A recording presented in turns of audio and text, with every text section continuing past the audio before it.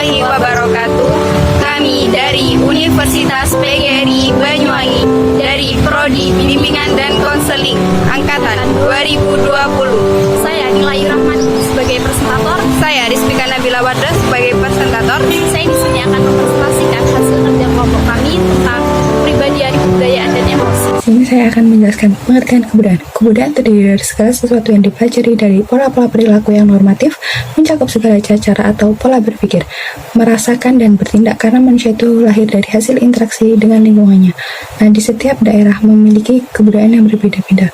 Contohnya di daerah saya sendiri, yakni memiliki kebudayaan di setiap malam sebelum suro diadakannya selamatan latar. Yakni selamatan latar itu kayak selamatan di depan rumah mereka masing-masing, baik itu di jalan, pinggir-pinggir jalan kayak gitu. Diadakannya itu guna untuk melaksanakan doa bersama untuk meminta keselamatan, dan doa bersamanya itu dipimpin dari masjid. Yang kedua, saya akan menjelaskan pengertian emosi. Emosi sebagai suatu keadaan yang terasa dari organisme, mencakup perubahan-perubahan yang disadari, yang mendalam sifatnya perubahan perilaku. Emosi berasal dari kata emotus atau emoruf, yang berarti suatu keadaan yang mendorong terhadap sesuatu. Misalnya, emosi gembira mendorong untuk tertawa, emosi sedih mendorong untuk menangis. Nah, yang ketiga di sini adalah kepribadian. Kepribadian adalah suatu organisasi yang dinamis dalam diri individu. Sistem psikofisik yang menentukan karakteristik, tingkah laku, serta cara berpikir seseorang.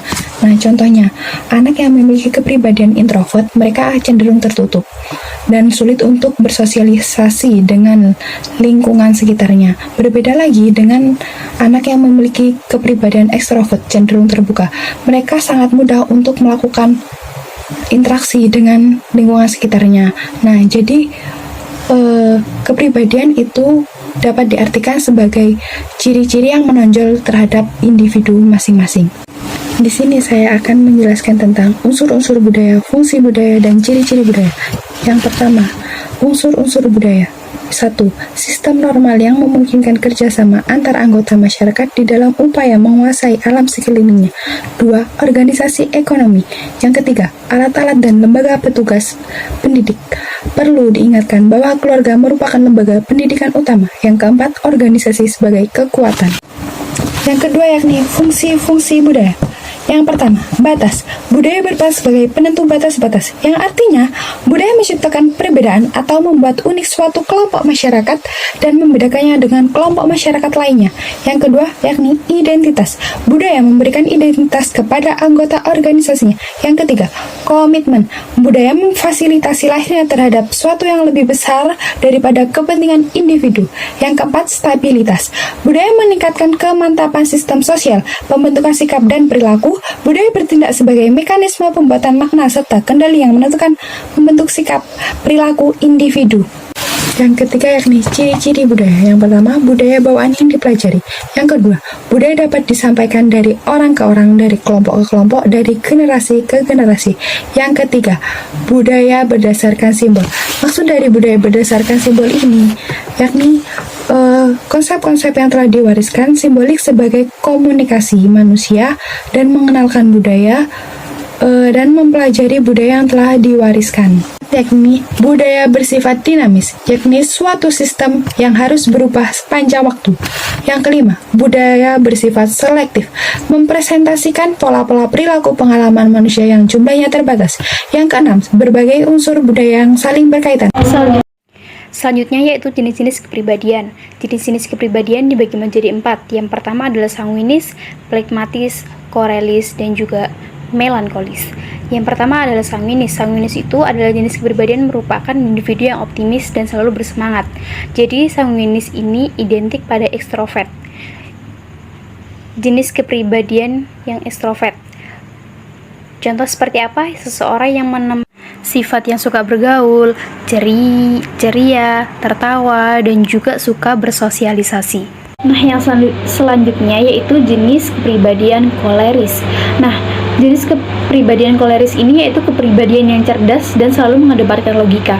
Nah, contohnya seperti apa? Jenis kepribadian koleris ini yaitu seorang yang selalu menggebu-gebu dan juga selalu seorang yang selalu ambisius banget gitu. Nah, koleris ini seorang yang memiliki sifat kepribadian koleris ini yaitu seorang yang memiliki sifat percaya diri yang tinggi, seperti itu. Yang selanjutnya yaitu jenis kepribadian melankolis. Nah, apa sih jenis kepribadian melankolis? Yaitu merupakan biasanya orang-orang yang introvert gitu, yang selalu khawatir dan juga yang selalu meremehkan diri sendiri. Tetapi ketika jenis kepribadian melankolis ini, seseorang ketika stres, maka dia akan menghambat kemajuan dirinya, seperti itu.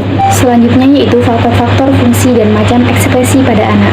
Yang pertama adalah fungsi emosi. Fungsi emosi itu merupakan bentuk komunikasi. Emosi berperan dalam mempengaruhi kepribadian dan penyesuaian diri anak dengan lingkungan sosialnya. Nah, itu merupakan bentuk komunikasi anak. Ketika anak sedang mengutarakan emosinya dengan marah atau merasa kesakitan, maka anak mengekspresikan emosinya dengan cara menangis. Menangis itu merupakan komunikasi pada lingkungannya.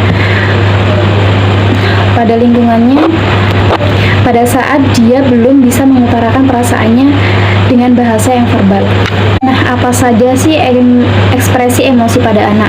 Yaitu ada rasa malu, ada rasa takut, ada rasa khawatir, cemburu, terus rasa cemas, kegembiraan, dan juga rasa kepingin tahu. Itu pasti ada pada kepribadian anak, pada emosi pada anak. Yang terakhir adalah pola asuh orang tua. Nah, pola asuh orang tua ini pengasuhan dan pendidikan yang baik dari keluarga sangat diperlukan dalam membentuk kepribadian anak. Salah satunya adalah pola asuh dari orang tua. Nah, selanjutnya pola asuh orang tua ini sangat berpengaruh terhadap kepribadian seorang anak. Sangat-sangat berpengaruh. Jika anak dikembangkan dari keluarga positif, maka emosi anak akan positif. Nah, bila orang tua pengasuhannya negatif, maka perkembangan anak akan negatif, tergantung lingkungannya yang sangat mempengaruhi kepribadian anak.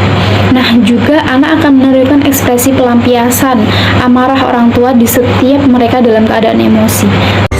Hanya itu yang bisa kami sampaikan. Kurang lebihnya mohon maaf. Wassalamualaikum warahmatullahi wabarakatuh.